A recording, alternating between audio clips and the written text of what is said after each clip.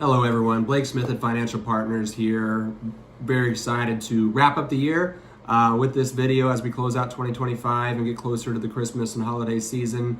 First and foremost, I just want to thank all of you. We appreciate all of our clients and their families and the lives that we get to touch in a positive way. Without all of you, we could not do what we do. So thank you from the bottom of our hearts for another great year of letting us serve you. We've made a lot of exciting changes in 2025, and none of that would be possible without all of you. So thank you very much. We wish you a safe and happy holiday season coming up. But before Christmas gets here, I wanted to throw some numbers your way just to let you know how, the state of the U.S. economy, how is things going, what are we looking at for 2026? First and foremost, how is GDP? How is the U.S. economy growing? Well, as of the end of Q2 of this year, GDP is up 3.8%, which is a positive number. So the U.S. economy continues to expand. Another thing that I've talked about a lot, not only on these videos, but with clients, is the passage of the new tax bill back in July. As I've mentioned before, usually it's once every couple decades we get a new tax bill, and we actually got two of them in the last, less than 10 years as we sit here today. So that's created a lot of new strategies and opportunities that we'll continue to talk to clients about. Another thing that can be seen as a positive for companies, specifically the ones, not only ones that we invest in, but the ones that are private and doing business in a private manner as well, is deregulation. The current administration is seeking more and more deregulation in business, and that creates the opportunity, at least, for companies to be a little bit more flexible and blaze their own trail as they would like to in a less regulated environment. Now, the one that's still a bit of a variable is trade policy. We, of course, got a lot of volatility this spring with the announcement of global tariffs. Seemingly cooler heads have prevailed there since then. The Trump administration has taken a little bit more of a one-on-one approach with these countries and negotiating their tariff rates. So we'll see what 2026 holds.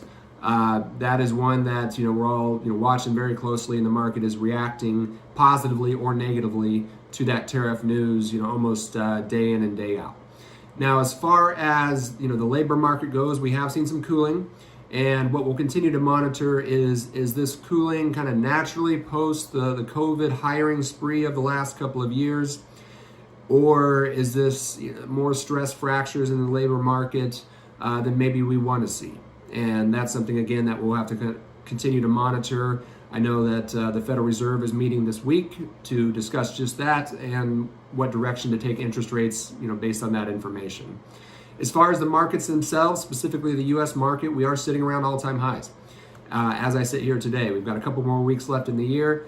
We've had 3 very good back-to-back years. Again, the year's not quite closed out yet, so we'll see, as December 31st approaches. But all in all, it's been a very positive year.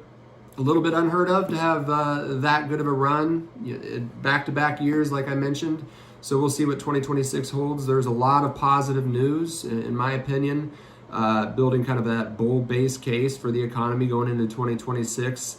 However, as I mentioned, there is some stress fractures that we'll want to monitor as well. Now, as far as rounding out the year goes, a lot of times you'll hear about what's called the Santa Claus rally or the Santa Claus effect, and that's a lot of consumer spending that can be a boost to markets towards the end of the year. A lot of times at the same time, what we get is some profit taking, folks closing out their positions, doing some tax loss harvesting, and that can cause a little bit of volatility as we finish the next couple of weeks of December here. So wouldn't be surprised, honestly, either way, if markets continue to soldier upward due to more positive consumer sentiment, especially with the holiday nearing. Also wouldn't surprise me to see some volatility if for no other reason than just profit taking and tax loss harvesting reasons. So with all that being said, again, I'd say there's quite a bit to be excited about heading into 2026. Again, we as a company just want to say thank you. We wish all of you a wonderful Christmas and holiday season. We hope all of you stay safe. If you need anything from us as we close out the year, by all means, give our office a call. Bob, Rebecca, Melody, Chance, myself will be here to help you any way we can. Otherwise, we look forward to seeing all of you in 2026. Have a wonderful holiday. Thank you again.